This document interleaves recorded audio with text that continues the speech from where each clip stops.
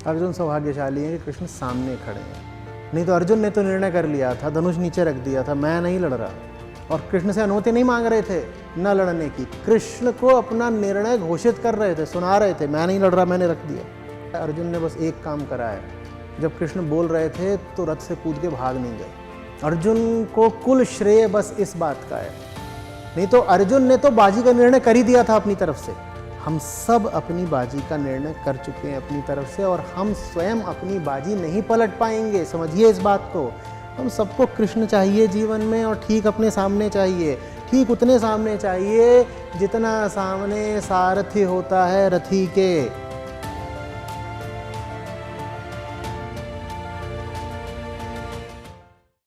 प्रणाम आचार्य जी। आचार्य जी, जैसे अभी आपने कहे कि महिला और पुरुष दोनों समान जानवर होते हैं, पर अक्सर ये देखा गया है कि जो अधिकतर लड़ाइयां हैं वो पुरुष वर्ग शुरू करते हैं, और ऐसे हम इतिहास में भी देखे, समाज में भी देखे, तो बहुत सारी लड़ाइयां अधिकतर उन्हीं के द्वारा शुरुआत की जाती है जिसमें महिलाएं पिसती है। तो क्या हम इस निष्कर्ष पे जा सकते हैं कि क्या महिला। देखिए, पुरुष की हिंसा, पुरुष की बेहोशी, पुरुष की पशुता बड़ी प्रकट रहती है, अभिव्यक्त, ऑब्वियस।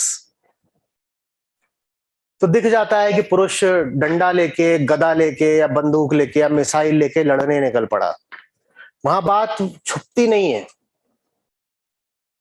वो बड़ा जबरदस्त जानवर है, वो जब लड़ाई करता है तो खुलासा हो जाता है बिल्कुल कि ये देखो, हाथी नशे में है और रौंदता हुआ बढ़ रहा है। महिला प्राकृतिक रूप से जरा अलग है, हिंसा वो भी बराबर की करती है, दोनों जानवर हैं। मैं क्षमा करिएगा अगर आप मुझसे ये सुनना चाहती रही हो कि मैं कह दूंगा नहीं आदमी ज्यादा बड़ा जानवर है, वो छोटी जानवर है। नहीं, दोनों बराबर के जानवर हैं, ये प्राकृतिक नियम है। बस ये है कि जो महिला हिंसा करती है वो जरा सूक्ष्म होती है, पता नहीं चलती, और दोनों अपने अपने स्वार्थ अनुसार हिंसा करते हैं। पुरुष के पास ये है तो वो इससे हिंसा करता है, महिला के पास ये है नहीं, तो वो क्यों निकलेगी गदा लेकर के? वो उस माध्यम से हिंसा करती है जो माध्यम उसको मिला हुआ है। पुरुष को बाहुबल, देह बल मिला हुआ है, तो वो वहां से हिंसा करता है। स्त्री को स्त्री सुलभ भावनाएं मिली हुई हैं, युक्तियां मिली हुई हैं, तरकीबें मिली हुई हैं, वो उन तरकीबों के माध्यम से हिंसा करती है। इसका मतलब साफ है, स्त्री भी बराबर की ही हिंसक है। देखना हो तो कभी जाके देखिए सास बहुओं की जो लड़ाइयां होती हैं, पुरुष घबरा जाएं उस हिंसा को देख करके।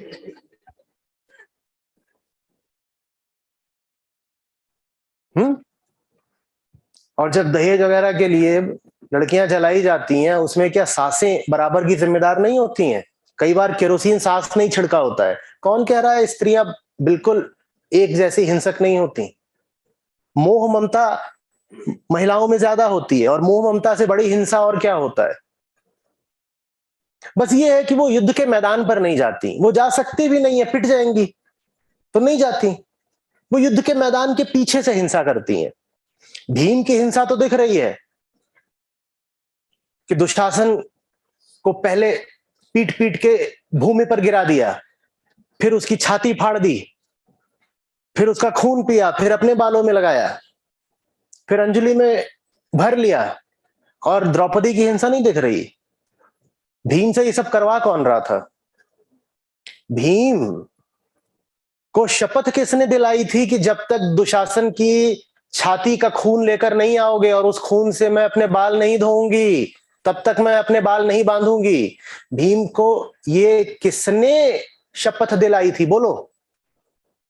तो वो जो युद्ध के मैदान पर हिंसा दिख रही है कि पीटा जा रहा है दुशासन, वो कहानी पूरी नहीं है ना। हमें दिख ही नहीं रहा कि पीछे की हिंसा संचालित कहां से हो रही है। बोलिए। लेकिन अभी मैं आपसे पूछ दूं कि ज्यादा हिंसक कौन लगता है, भीम की द्रौपदी, तो तत्काल आप क्या बोलेंगे? भीम। ये पुरुष वर्ग के साथ नाइंसाफी हो गई ना, ये नाइंसाफी हो गई ना कि हिंसा का सारा इल्जाम किस पर डाल दिया, भीम पर। और हिंसा करवाई किसने है, द्रौपदी ने। अब गदा तो द्रौपदी से उठेगी नहीं, लेकिन द्रौपदी के पास और ताकतें हैं। उन ताकतों का इस्तेमाल करके उसने भीम को बांध लिया है और भीम को अब नचा दिया है कि जाओ उसकी छाती फाड़ो और उसका खून लेकर के आओ। यही होता है ना। फिर हम क्या देते हैं, देखो लड़ाइयां तो पुरुष करते हैं, लड़ाइयां तो पुरुष करते हैं। मोहल्ले में लड़ाई हो रही है दो आदमियों की, अक्सर उन दो आदमियों के पीछे कौन होता है, भाई भाई घर में बहुत मजे से रह रहे होते हैं, जवान होते हैं, उन भाइयों में लड़ाई हो गई, सर फोड़ दिया एक दूसरे का और फिर अदालत में मुकदमा भी हो गया। वो अक्सर क्यों होता है, दोनों की शादियां हो गई हैं। ये देवरानी जेठानी की कलह थी जिसने दोनों भाइयों में परस्पर मुकदमा करवा दिया। हमें दिखेगा ये कि दोनों भाई लठ लेके एक दूसरे पर टूट पड़े हैं, हमें ये नहीं दिखा कि इन दोनों भाइयों से ये लठ चलवा कौन रहा है। कौन कह रहा है महिलाएं कम हिंसक होती हैं, ये तो बिल्कुल ही छोड़ दीजिए। स्त्री त्याग, दया, सहिष्णुता, क्षमा और ममता की प्रतिमूर्ति होती है। कविताओं से बाहर आओ, यथार्थ के धरातल पर जरा कदम रखो।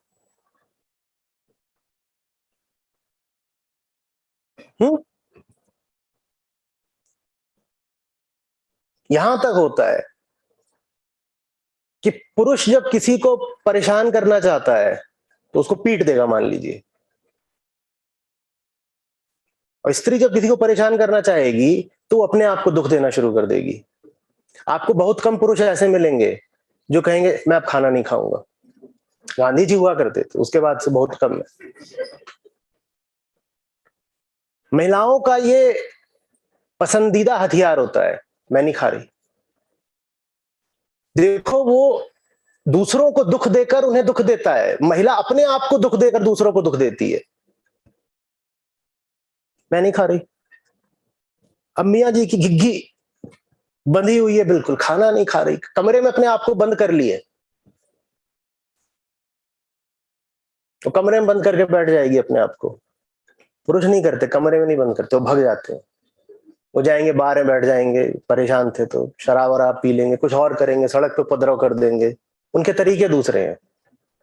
महिलाओं के बस तरीके भिन्न है, वृत्ति समान है। समझ में आ रही है बात? तरीके दूसरे हैं। वो अपने आप को परेशान कर लेंगी, पर वो अपने आप को भी जब परेशान करती हैं, कष्ट देती हैं, कुछ करती हैं, वो बराबर की हिंसक बात है।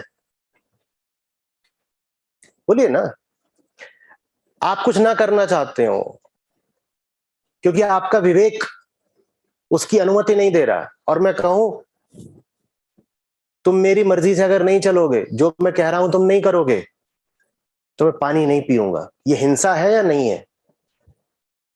हिंसा है या नहीं है? तो फिर लेकिन ये हिंसा हम हिंसा गिनते ही नहीं। हिंसा हमें लगती तब है जब किसी ने सर फोड़ दिया किसी का। भावनात्मक रूप से भी तो हिंसा करी जाती है और जबरदस्त करी जाती है।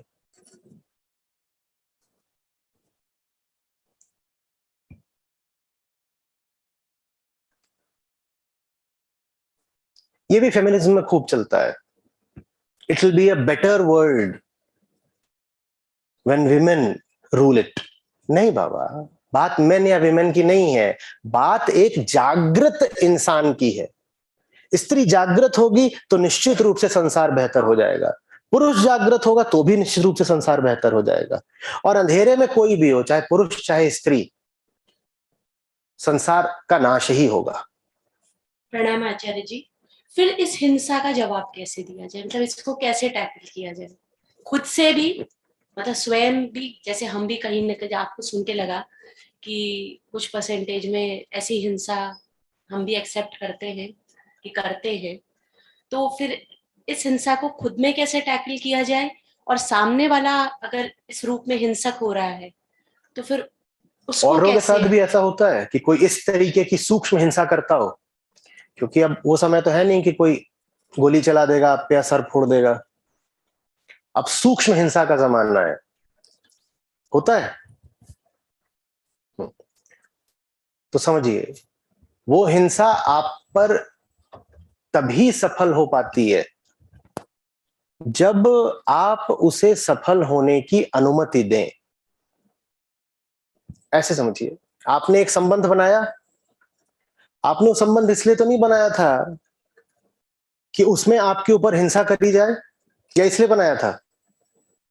आपने वो संबंध तो इस आधार पर बनाया था ना कि उसमें मैत्री रहेगी, परस्पर शुभकामना रहेगी, प्रेम रहेगा, यही बनाया था सोच के।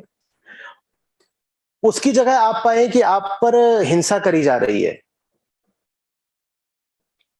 तो आप उस फिर संबंध को बना ही क्यों रहने दे रहे हो? जो हिंसा कर रहा है वो भी इसी गणित के हिसाब से कर रहा है कि मैं हिंसा करता भी चलूंगा तो भी संबंध यथावत रहेगा, जैसा है वैसा ही रहेगा।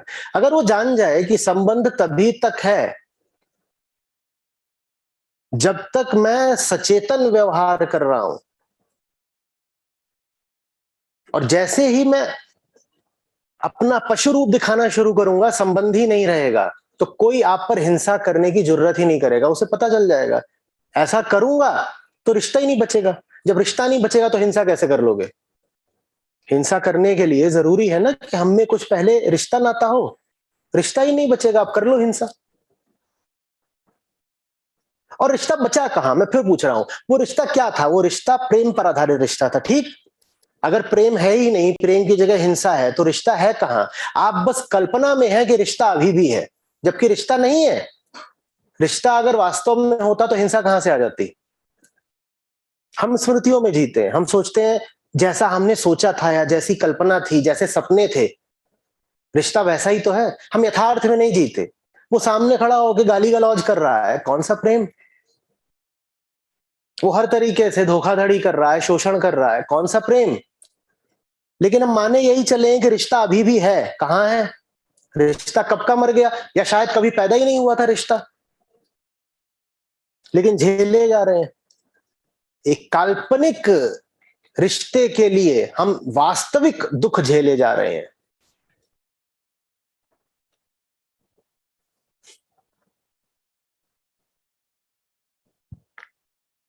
ये जो सपने हैं ना, ये आपको वो सब भी झेलने को मजबूर कर देते हैं जो आप कभी ना झेलें।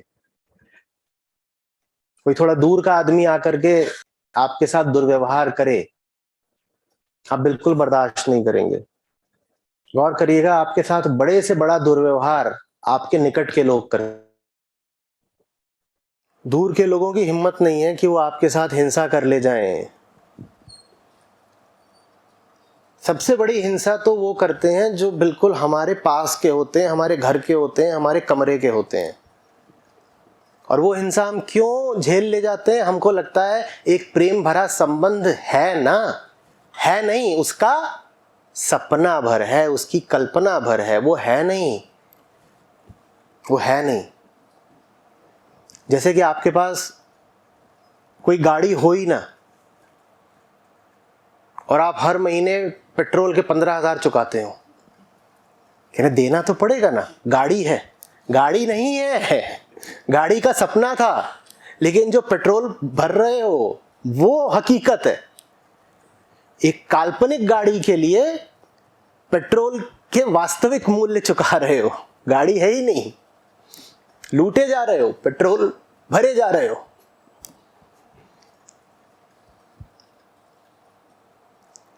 और पूछूं क्यों झेलते हो इतना, तो कहते हैं फिर रिश्ता भी तो बचाना है ना।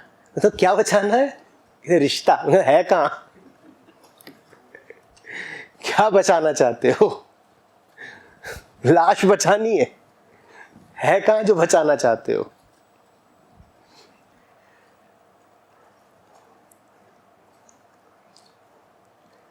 परखा करिए। अभी संबंध की वास्तविक स्थिति क्या है, परखा करिए। मैं नहीं कह रहा हूं हड़बड़ी में सब तोड़ मोड़ डालिए, पर अगर सालों से ही कुछ उपद्रव ही चल रहा हो तो चलिए 6 महीने और दे दीजिए, साल भर और दे दीजिए, सुधारने की पूरी कोशिश कर लीजिए, और पूरी कोशिश के बाद भी सुधार ना होता तो गाली गलौज, मारपीट, तमाम तरह की यंत्रणाएं झेले ही जाओगे क्या?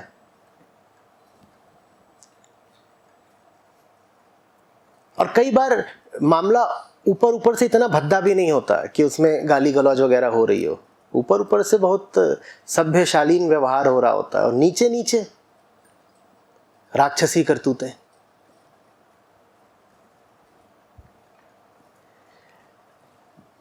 हम किसी इंसान के लिए पैदा नहीं होते हैं,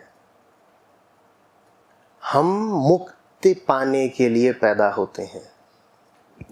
आपकी जिंदगी किसी इंसान पर न्यौछावर कर देने के लिए नहीं है। आपके जीवन का केंद्र कोई व्यक्ति नहीं हो सकता। आपका जीवन है अपने आप को आकाश जैसी ऊंचाई देने के लिए। एक दूसरे किसी हाड़ मास के साधारण से इंसान की खटपट में ही खट जाने के लिए आप पैदा नहीं हुए हैं। आप इन्हीं सब में उलझे रहेंगे तो जीवन के उद्देश्य को साकार कब करेंगे? 20 साल से आधे से ज्यादा समय अगर उपद्रवों में ही जाता हो पारिवारिक, तो बताइए अब जिंदगी में बचा क्या?